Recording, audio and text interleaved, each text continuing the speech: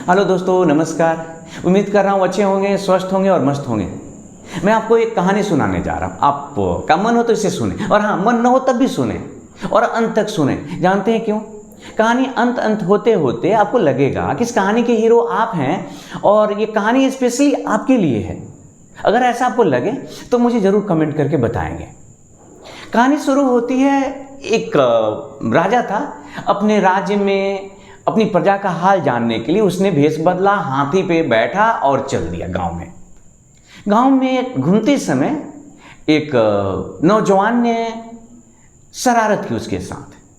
शरारत ये की कि जिस हाथी से जा रहा था उस हाथी का उसने पूंछ पकड़ा और 2-4 कदम पीछे खींच दिया। राजा ने पीछे मुड़ के देखा, अरे ये क्या भाई? तो एक करीब 20-22 साल का, 25 साल का जवान है, हाथी का पूंछ पकड़े हुए और हाथी को पीछे खींच रहा है। हाथी लाख आगे कोशिश कर रहा है लेकिन वो उसको पीछे खींचे जा रहा है। फिर बच्चे ने पूंछ छोड़ा और भाग चला। उसका बस उसकी शरारत थी, शरारत किया, चल दिया। उसको क्या पता कि हाथी पर बैठा कौन है। राजा जब वो पहुंचा अपने महल में तो इस फिक्र में डूबा। उसने मंत्रियों की मंडली बुलाई और उसने घटना सुनाई कि कैसे एक बच्चे ने उसके हाथी का पूंछ खींचा, उसको पीछे खींच दिया।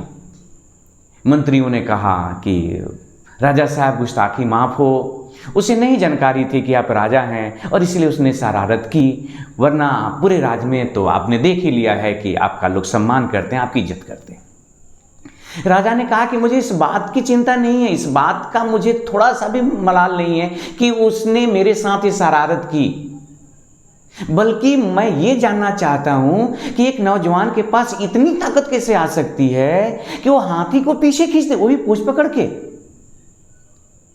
अब तो एक बड़ी समस्या हो गई। राजा ने अपने राज्य में जितने भी विद्वजन थे, उनकी मंडली बुलाई।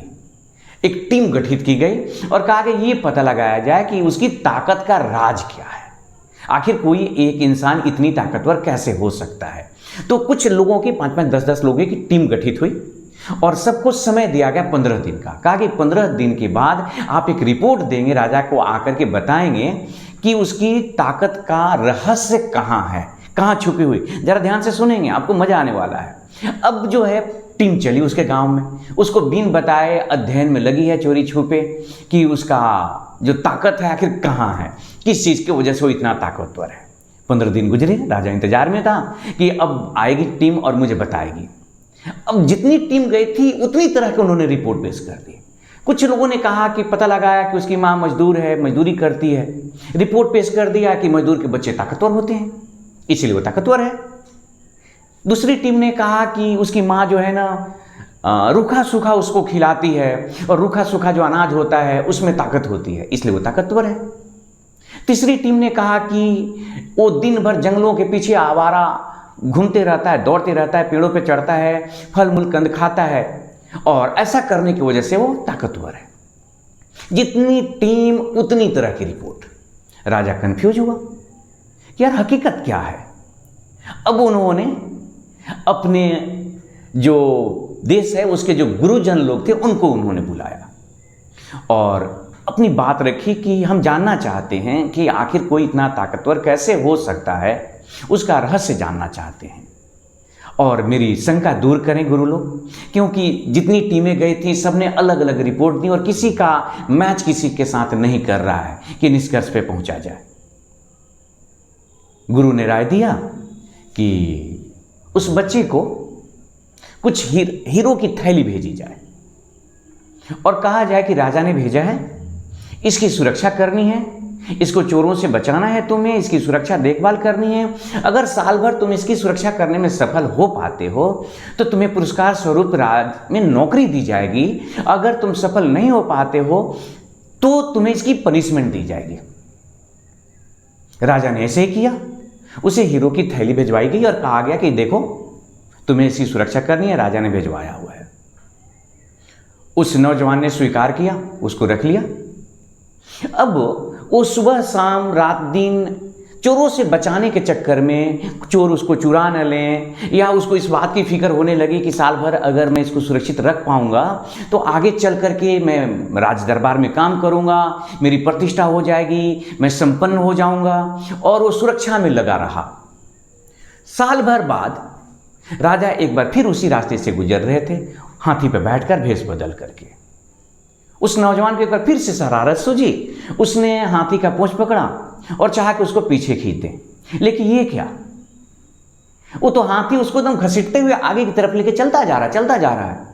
राजा को आश्चर्य हुआ कि साल भर पहले की तो बात है, इसी हाथी को तो इसने एकदम एक हाथ से पकड़ के और कई कदम पीछे खींच दिया था, और आज ये हाथी इसे खींचते घसीटते हुए आगे बढ़ रही है। तो हाथी की इस ताकत को, हाथी का ताकत बढ़ गया अथवा उस व्यक्ति की ताकत घट गई। अब ये जानने के लिए फिर वो गुरु के पास गया और बोला कि हाथी ने तो उसको घसीट दिया। फिर उसके गुरु ने उन्हें समझाया कि साल भर पहले वो रिलैक्स, टेंशन फ्री, तनाव रहित, न किसी चीज को सुरक्षा करने की उसकी चिंता थी, न कुछ पाने की लालसा थी, लालच थी। अपना जीवन जिए जा रहा था, मस्ती में जिए जा रहा था, चिंता तनाव से दूर। और यही उसका सबसे मेन ताकत का, शारीरिक और मानसिक ताकत का रहस्य है। जब आपने उसको हीरे की थैली भिजवाई तो उसके वो रख रखाव में, बचाव में और राज्य में पद पाने की ललसा में वो रात दिन चिंता में लगा रहा, उसकी सुरक्षा करता रहा कि चोर कहीं इसको चुरा न ले। और इस चिंता ने, तनाव ने उसकी ताकत को कम कर दिया। वो अंदर से खोखला हो गया। अब आप कहेंगे दोस्त कि आखिर इसमें तो आप कहीं दिखाई नहीं दे रहे हैं। इस कहानी के मेन पात्र आप ही हैं।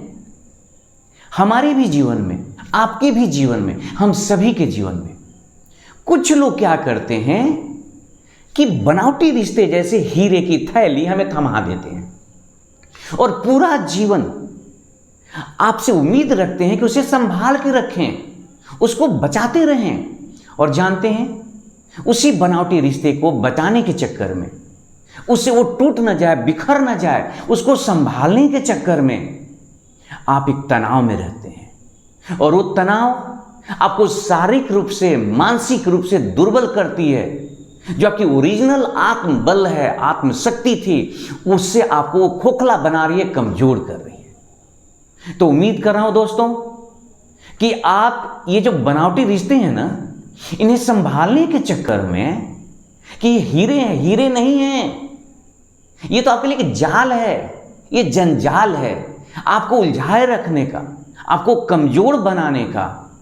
हम उम्मीद करते हैं इन्हें फेंकेंगे जल्दी, इनका कोई मतलब नहीं आपके लाइफ में। अपना ख्याल रखेंगे, हीरो को फेंक के ख्याल रखेंगे, और हां, मुस्कुराते रहें, सदा मुस्कुराते रहें। धन्यवाद।